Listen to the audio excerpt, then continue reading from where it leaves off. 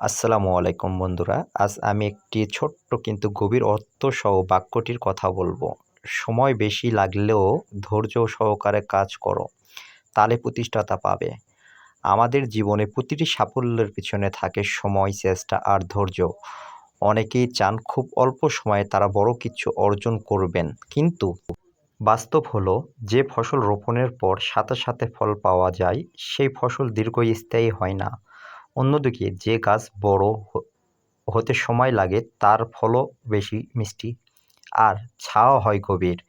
ধৈর্য মানে শুধু অপেক্ষা করা নয়, ধৈর্য মানে হলো কষ্টকে সহ্য করে নিয়মিত পরিশ্রম করে বিশ্বাস ধরে রাখা। কাজ করতে গিয়ে অনেক সময় আমরা হোঁচট খাই, অনেক বাধা আসে, তখন অনেকেই ভেঙে পড়ে, মনে করে হয়তো তাদের দ্বারা আর হবে না।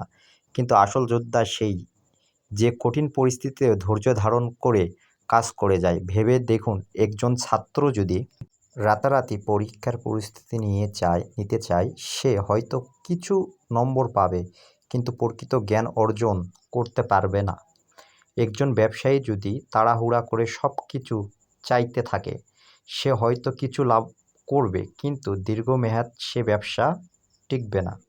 একজন শিল্পী যদি শুধু তাৎক্ষণিক ফলাফল দেখে কাজ করে, তবে তার সৃষ্টি কখনো গভীর হবে না।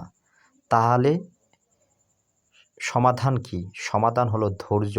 ধৈর্যশীল মানুষ তার প্রতিটি পদক্ষেপ চিন্তা করে নেয়, প্রতিদিন অল্প অল্প এগিয়ে, আর শেষে গিয়ে পাহাড় সমান সাফল্য গড়ে।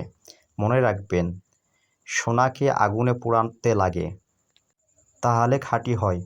মানুষকে পরীক্ষায় আগুন পার করতে হয় প্রতিষ্ঠিত হতে। সময় লাগবে, কষ্ট লাগবে, অনেকবার হতাশ হবেন, কিন্তু আপনি যদি হাল না ছেড়েন, ধৈর্য নিয়ে কাজ চালিয়ে যান, তাহলে একদিন আপনার নাম হবে প্রতিষ্ঠিতের তালিকায়।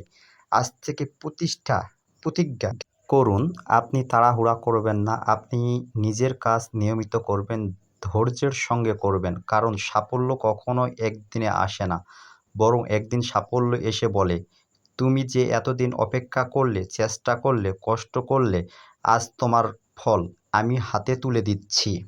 সব কিছুর মূলেই হচ্ছে আমার।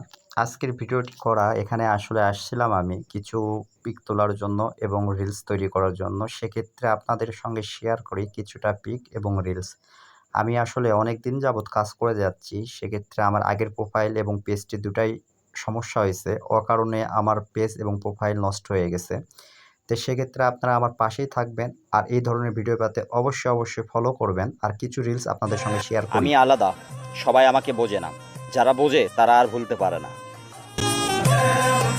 মানুষ যতই আপন সাজুক, শেষমেশ মানুষ আপন হয় না। আমি হাজার শিক্ষা পাই, তবুও নিজেকে শিখাতে পারি না। বেয়াদবি মাফ করবেন। পৃথিবীতে একমাত্র সিস্টেম টাকা, যা মানুষকে কাপড় পরাইতে পারে, আবার কাপড় খুলতেও পারে।